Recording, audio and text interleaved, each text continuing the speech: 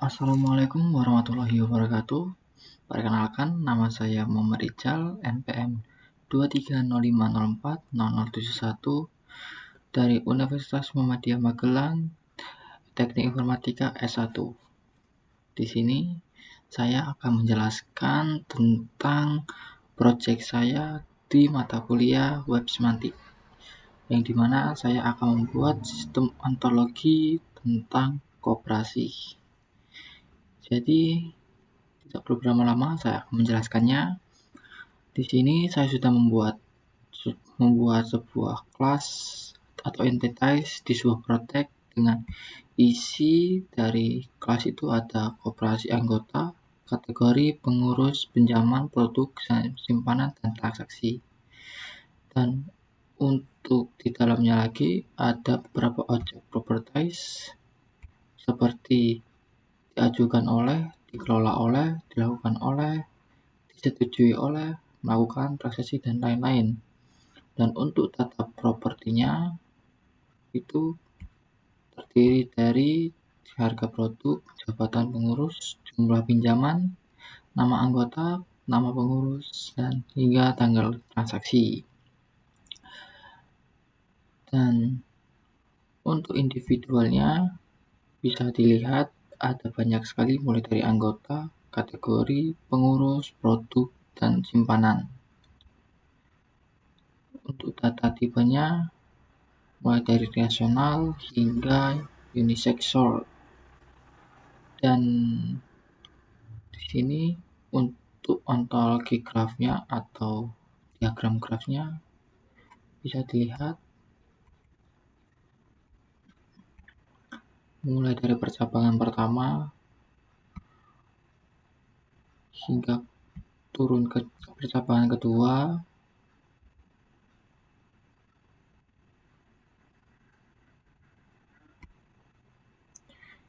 Di sini bisa dilihat jika dari koperasi pinjaman itu melingkupi dari banyak sekali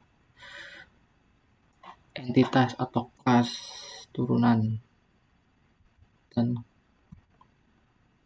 setiap kelas itu saling terhubung itu. Dan di sini untuk menentukan kelas dan partisipasinya saya akan menggunakan Spark Query, dan saya sudah menggunakan prompt-nya atau query-nya di Notepad.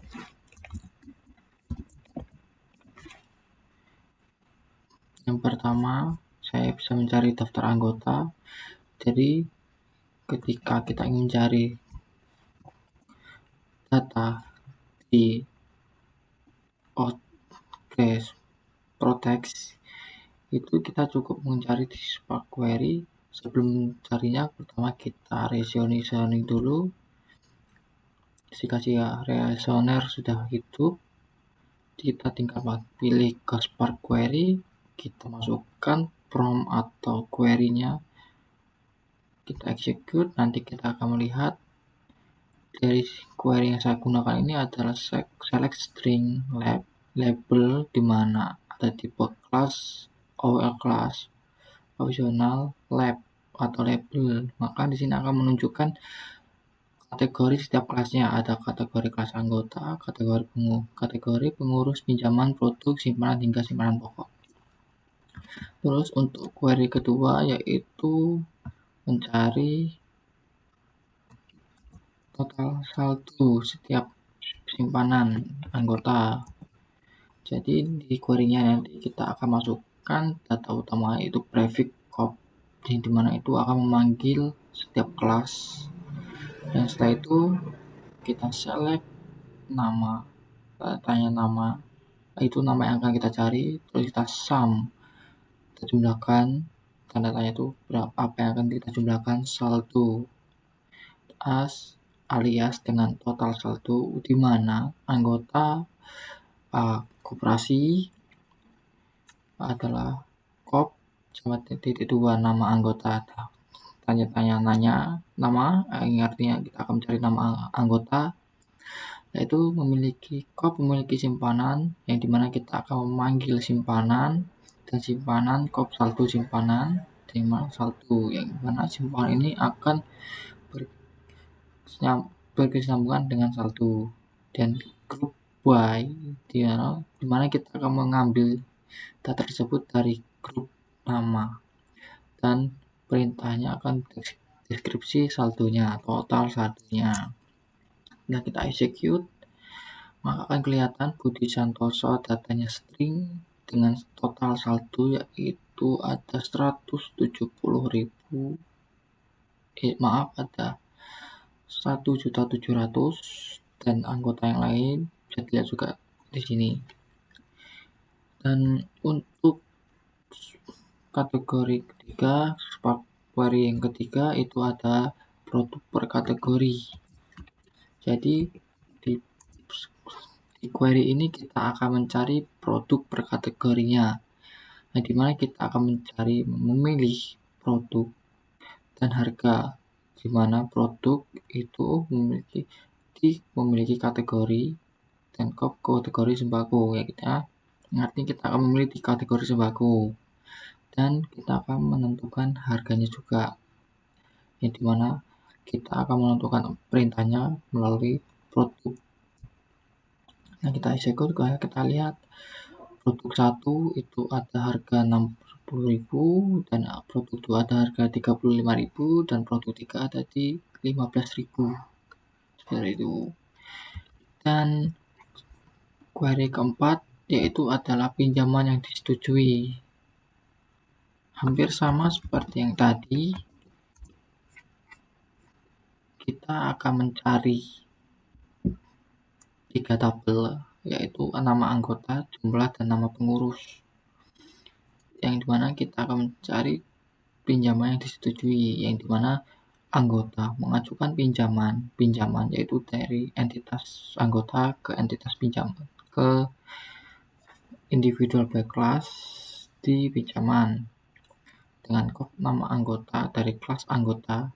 Cari kita nama anggota yang kita inginkan, terus pinjaman ke kelas status pinjaman yang nanti akan masuk ke status, terus jumlah pinjaman, jumlah dari pinjaman tersebut dan pengurusnya, dan kita akan mencari pengurusnya juga.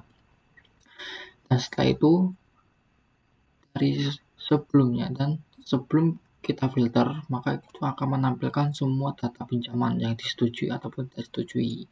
Jadi kita akan memfilter pinjaman tersebut dengan filter, kita tentukan string dari data tersebut, data peminjam, kita tunjukkan status sama dengan disetujui. Jadi dari data peminjam itu statusnya akan disetujui, terus kita masukkan lagi pengurus dari kelas pengurus, nama pengurusnya. Jadi kita akan nanti menampilkan nama anggota yang meminjam dengan status disetujui dan ditambah lagi nama pengurus yang mengeksekusi atau menyetujuinya. Dan kita bisa lihat Budi Santoso, nama anggota Budi Santoso, jumlah pinjaman ada 5 juta dan nama pengurus yang mengurus ada Ahmad Fauzi. Itu.